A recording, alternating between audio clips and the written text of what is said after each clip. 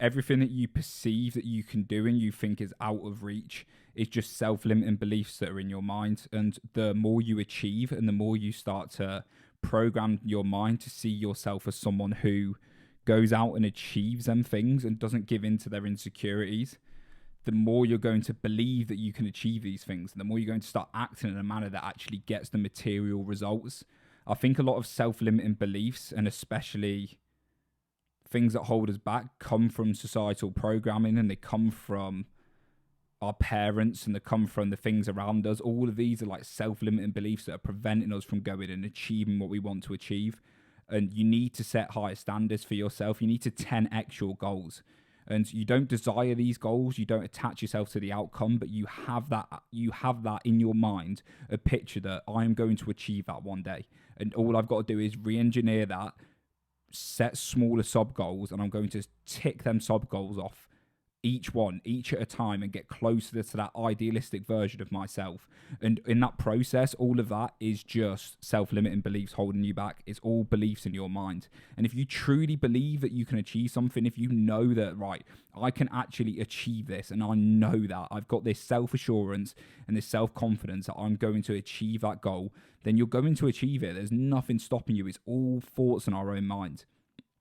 It's crazy. We can imagine a future in our mind, and then we can manifest that into reality from actions. Like, we can actually have this picture in our mind, right, that we fabricated from all of our thoughts, from our imagination, from our desires, our wants. And then we can put that onto paper, and we can work towards that and manifest that into reality. So we are actually creating reality as we go. And you're doing this all the time, regardless if you're conscious of it or if you're not. So if you're subconsciously, start that again. If you're unaware of the thoughts that you're instilling, if you're constantly instilling like negative thoughts and you're completely unaware of what's going on in your mind, let's say if you're going through the day and you're constantly like, oh, I'm anxious, I'm depressed, no one likes me, no one loves me, and you're not aware of these thoughts and they're constantly in a perpetual state of playing in your mind, then that's going to manifest into your reality, because you're going to act in a manner that your self-identity is compliant with them thoughts.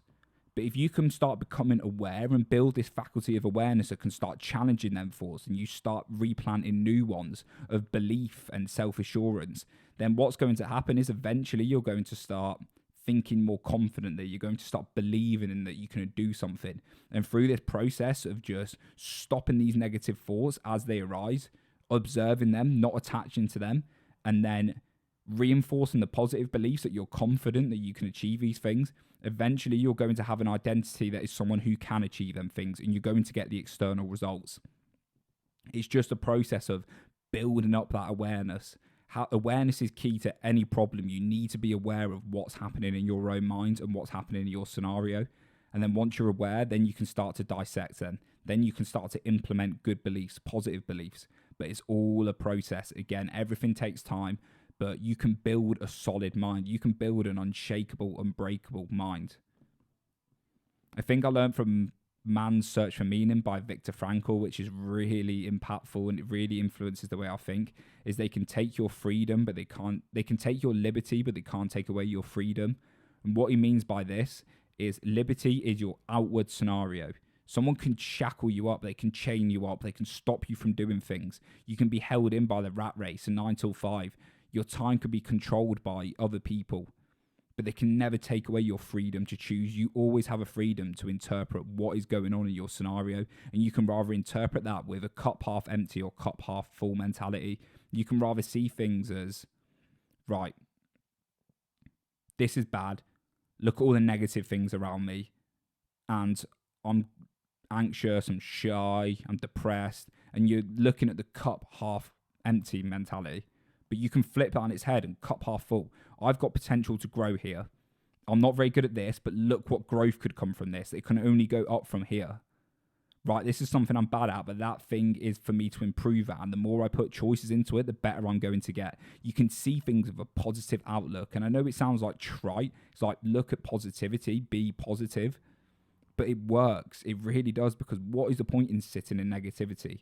This is not to deny reality or not look at what is going on around you objectively, But the moment you start focusing on the negative, you're going to bring negative in your life because you're trained in the habit of your brain to always associate your scenarios with negativity. You need to be positive. You need to always look optimistically and think and know that you can achieve things. Because the only difference between someone who's making 100 grand a month and you right now and me right now is beliefs. They've just got the right beliefs, the right framework of thinking, and they took the right action and put the right time in. And the more you can embody them and look what they're doing and copy them and instill the beliefs that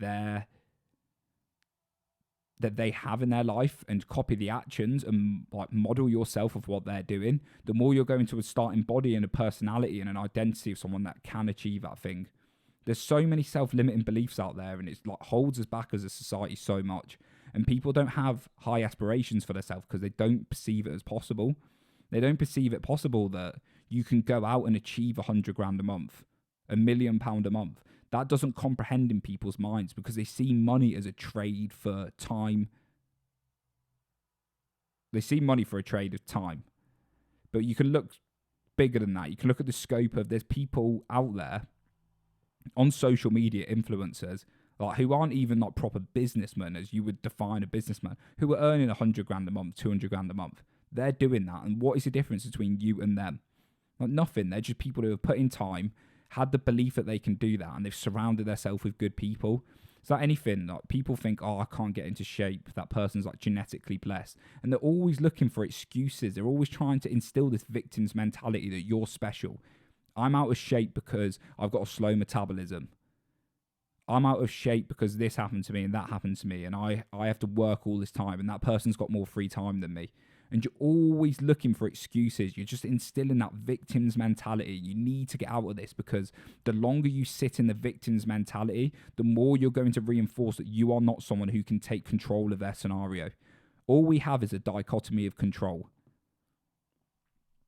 We have the ability to choose how we interpret scenarios, and we can rather choose that scenario. We can rather choose to interpret that scenario or choose to interpret that event as something positive or something negative.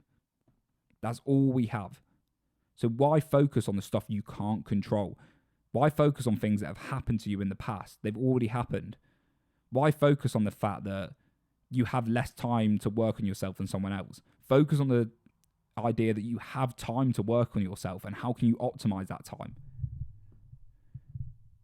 It's really weird. Social media seems to be like instilling this victim's mentality because we're constantly making ourselves feel special, and this is just a form of narcissism. When we normally think of narcissists, we think of the people that are super confident and too confident where they're arrogant.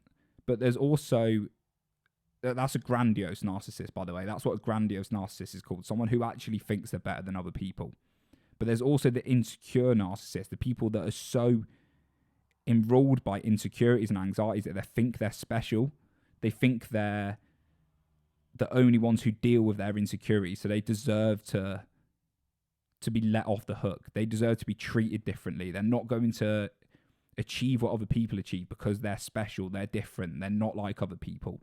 You're a narcissist. Again, these self-limiting beliefs are just narcissism, and you need to cut that out. You are capable of achieving whatever you want. You just need to be able to get rid of these self-limiting beliefs, instill the right thoughts, and take the right action, and get clarity. Have clarity of where you want to go, how to get there, and then make the choices and put in the time. And if you have the right mindset, if you work hard at something, eventually that will come off. You just need to put in the time. That's all it is. It's just time under tension, and keeping that positive, optimistic mindset. There's no point sitting in negativity. And I experienced this even to an even more acute extent with an injury. So about a year ago, I went to a kickboxing gym. First time I've ever done martial arts properly. And I went on the heavy bag and I walked in there like I was Conor McGregor, right? Sat on this heavy bag and started smashing it. Obviously, I had gloves on, but I didn't have any hand wraps on. And I walked out the gym with a torn ligament in my wrist. For 8 months, that ligament never healed. And why? It was because I was so concerned about losing my physique because of this injury. I was so beating myself up about focusing what I can't do. I can't go and lift weights. I was so negative in my state of mind about what my injury is causing me to do. It's causing me to get uglier because I'm losing my physique. I'm getting skinnier. I'm not as confident. That's all I was focusing on. And then I went to this meditation retreat, sat down for 10 days of pure meditation, pure silence, 10 hours a day, even more. I came out of that, and within 2 weeks, my wrist healed. Because when I observed the mechanics of my thoughts and the framework of my thinking, I realized how negative I was. And a thought is like a seed that blossoms into a flower, and that flower can influence the way you act. That seed can rather blossom a weed or a flower. It can rather a weed that instills your mind with negativity, that forces you to act in a way that's unproductive and narcissistic and a victim's mentality, or it can blossom into a flower. You can water the seed of, I can achieve what I want to achieve. I'm confident. I'm self-assured. And the more you water that, the more that's going to grow into a belief, a framework of thinking that is going to influence your actions. It all starts in your mind. Everything is an interpretation of our own minds. To train this, you must be mindful. You need to start meditating. Because, as I said before, at the core of every problem is awareness. To solve any problem, you need to be mindful of what is the problem. And if you're not acutely aware of how negative your state of mind is, then you're going to give in to insecurities. You're going to give in to the whim of your thoughts, whatever emotions arise. But as soon as you build that awareness and you can observe, then you can start challenging them thoughts and beliefs, and you can start making more productive choices. You can start ripping out them beliefs and instilling new ones. It all starts with an interpretation of our own minds. Thank you very much for listening, people, and I'll see you all in the next episode.